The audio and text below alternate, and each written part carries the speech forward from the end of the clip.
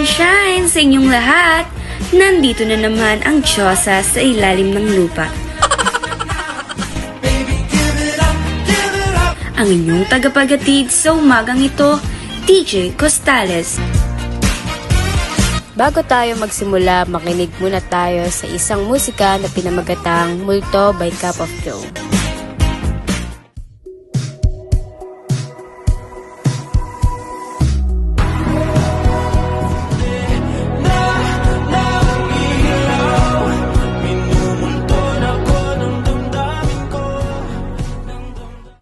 Minulto ka na din ba? Ako rin. Minumulto na rin ng mga alaala namin. Ay talaga ba ka-chika? Umaga kay ganda, umaga kay sarap. Ito ang inyong kakampi sa umagang ito, DJ Agatino.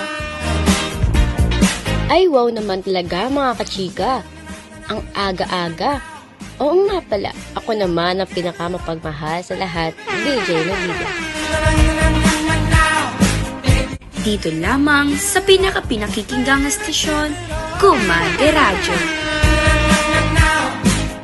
Ang programang ito ay hatid sa inyo ng Vicks Vapor Rub.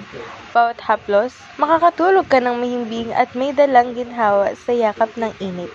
1, 2, 3. Sinong mananalo? 4, 5, 6. I-Vicks na nga natin. Vicks Vapor Rub nagbibigay ginhawa mula sa 6 na sintomas ng sipon. Mabuti ang pakiramdam. Vicks Vapor Rub is available in Pure Gold Store nationwide. Visit your near branch now. I-Vicks na nga natin. Mabuti ang pakiramdam. Camphor plus menthol plus eucalyptus oil is the name of Vicks Vapor Rub. If symptoms persist, consult your doctor. Maraming salamat sa ating sponsor sa umagang ito. At magandang umaga sa lahat ng tagapakinig sa estasyon natin na Kumade Radyo. Sa umagang ito, may ibabahagi kami programa na tiyak na magugustuhan ninyong lahat. Tungkol saan nga ba itong drama na ating ibabahagi sa mga tagapagpakinig ngayon sa umagang ito, kachika? Salamat at napatanong ka, DJ Costales. Ang mga nabanggit na pahayag sa drama na ito ay ang mga uri ng pambubuska. Ngunit alamin natin ang mga sumusunod na pahayag. Katutok lamang, DJ Novida. Salamat kachika. Tama ka riyan. Ito ang may kinalaman sa pambubuska na nagaganap sa eskwelahan. Ngunit may iba't ibang uri nito. Tulad na lamang ng physical, verbal, cyber at prejudicial. Ating alamin ang mga kahulugan nito. Panguna, physical bullying. Ang physical bullying ay pambubuli sa pamamagitan ng pananakit ng katawan. Nakapaloob dito ang panunulak, pandudura, paninipa, panununtok at pambubugbog. Ikalawa, ang verbal bullying. Ito ay isang uri ng pangbubuli na gumagamit ng mga salitang nakakasakit upang mang-insulto, mangapi, o makasakit ng emosyonal sa ibang tao. Karaniwang ginagawa ito sa pamamagitan ng mga salitang mapanlait, mga mapanginsulto o pag-atake sa pagkatao o itsura ng isang indibidwal. Maaaring magdulot ito ng malalim na sakit at pagkabigo sa biktima at kadalasan ay may masamang mga pahayag na nagpapalaganap ng puot, diskriminasyon o kahihiyan. Pangatlo, ang cyberbullying. Ito ay ang pambubuli sa pamamagitan ng paggamit ng mga makabagong teknolohiya at media tulad ng internet. At panghuli, ang prejudicial bullying.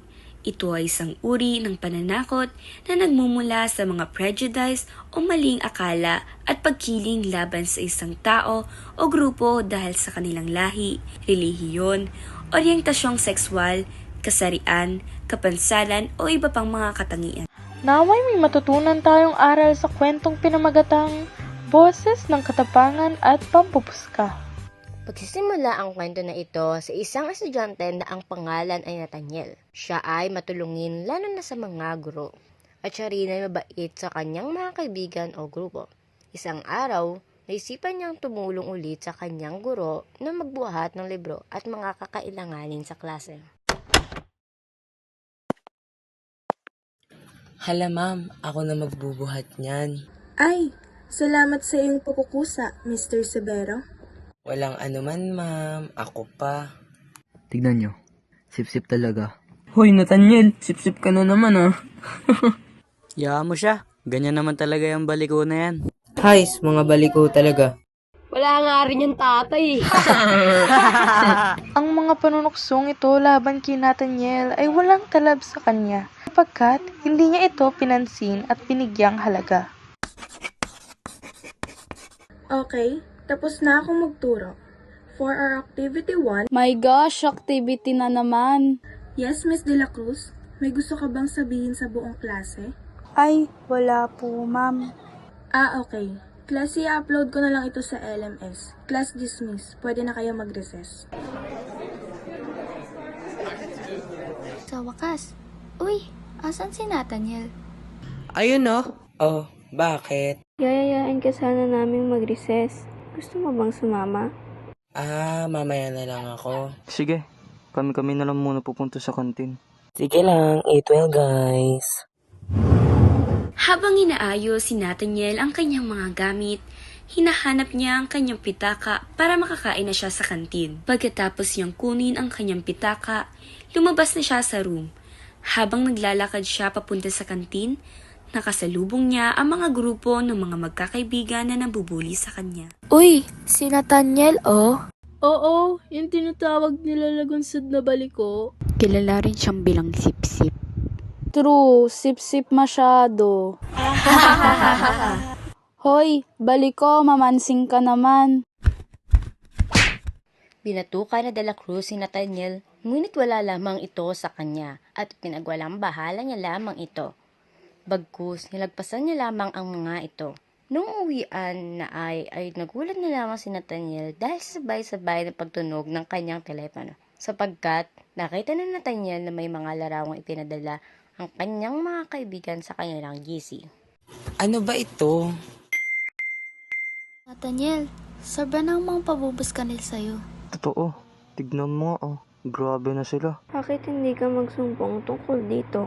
Ano bang plano mo? Habang buhay mo na lang bang hahayaan yan? Kahit kailan naman hindi ako magsusumbong. Ayoko rin kasi ng gulo. At pagsapit ng kanilang uwian sa eskwelahan, si Rates, ang kaibigan ni Nathaniel, ay sinubukang magsumbong sa punong guro ng kanilang eskwelahan upang tulungan ang kanyang kaibigan na biktima ng pambubuska. Magandang hapon po, Miss Londonio. Oh, magandang hapon. Sige, upo ka. Ma'am, maaari ko po ba kayong makausap? Hindi po dapat ako nagsasabi nito eh.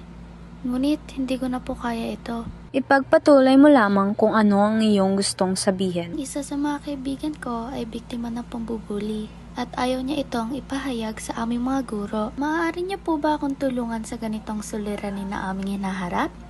Lalo na't ito ay uri ng kaharasan sa eskwelahan? Ibigay mo sa akin ang pangalan ng biktima at ang mga nambubuksa sa kanya. Ipapatawag ko ang kanilang magulang upang mag-usap-usap. Maraming salamat po, Miss Londonio.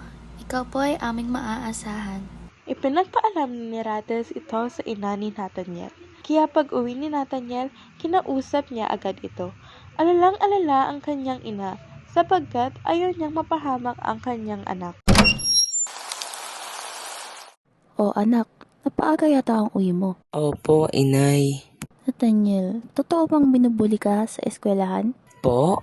Umamin ka. Pumunta rito si Rates kanina. Sinabi niya, binubuli ka